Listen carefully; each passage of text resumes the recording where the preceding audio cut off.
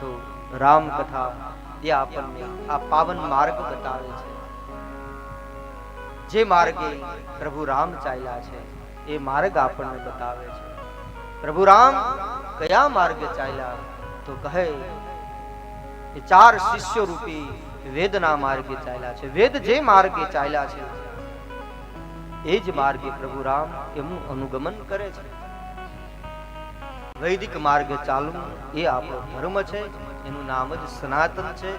ધર્મ એ જ સનાતન છે. સનાતન એટલે જે આદિ છે, જેનું ક્યારે જન્મ થયો નથી, જેનું ક્યારે મૃત્યુ નથી, જેનો ક્યારે નાશ નથી, જે આદિ છે, અનંત છે, અસીમ છે, એ જ સનાતન,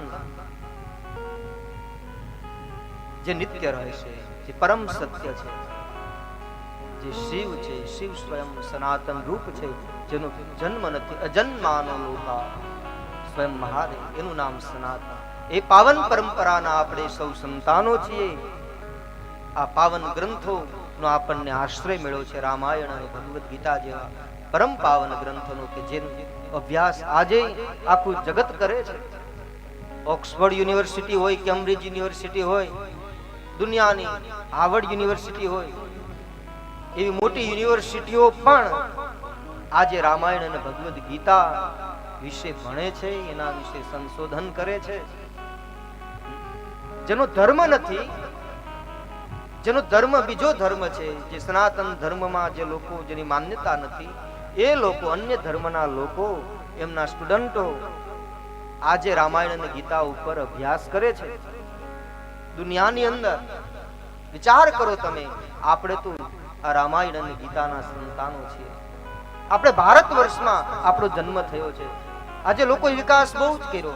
તમે કોઈ યુવાન ભાઈઓ બહેનોને પૂછો, દુઃખની વાત એ છે, કરુણાની વાત તો એ છે, યુવાન ભાઈઓ બહેનોને આપણે મળવાનું થાય, ક્યારેક આપણે પ્રશ્ન કરીએ, પૂછીએ, તમે શું ભણ્યા? તો કહે મેં LLB કર્યું છે, કોઈ કહે મેં માસ્ટર ડિગ્રી કરી છે, કોઈ PhD કરે, કોઈ મેડિકલ લાઈનમાં આગળ વધે છે, કોઈ ડોક્ટર બને, ખૂબ જ સારી પોસ્ટ ઉપર પહોંચી જાય.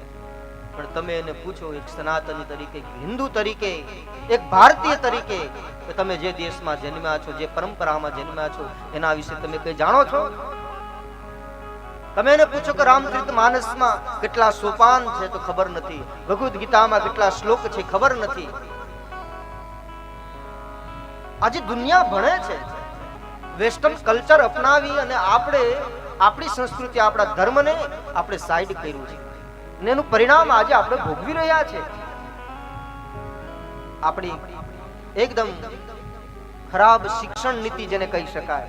આજ સુધી ગુલામીમાં દેશ હતો, અને એમાંથી પણ જ્યારે આજે ન ભણવાનું આપણે ભણી રહ્યા છીએ, જે ભણવાની જરૂર હતી એને પણ સાઈડ કરાયું છે. આજે સારું છે કે આપણા દેશના યશસ્વી પ્રધાનમંત્રી નરેન્દ્ર મોદી સાહેબ આ દેશની સંસ્કૃતિ માટે, આપણા ધર્મ માટે હવે વિદ્યાર્થીઓને ભગવદ ગીતા આદિ ગ્રંથોનો અભ્યાસ હવે કરાવશે. આપણા પાઠ્ય પુસ્તકોમાં, નવા અભ્યાસક્રમમાં ગીતાજીને લાવ્યા છે.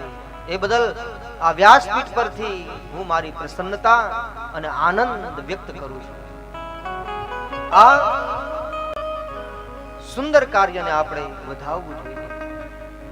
એક શુભ સંકેત છે, શુભ સુકન છે આવતા ભવિષ્ય માટે.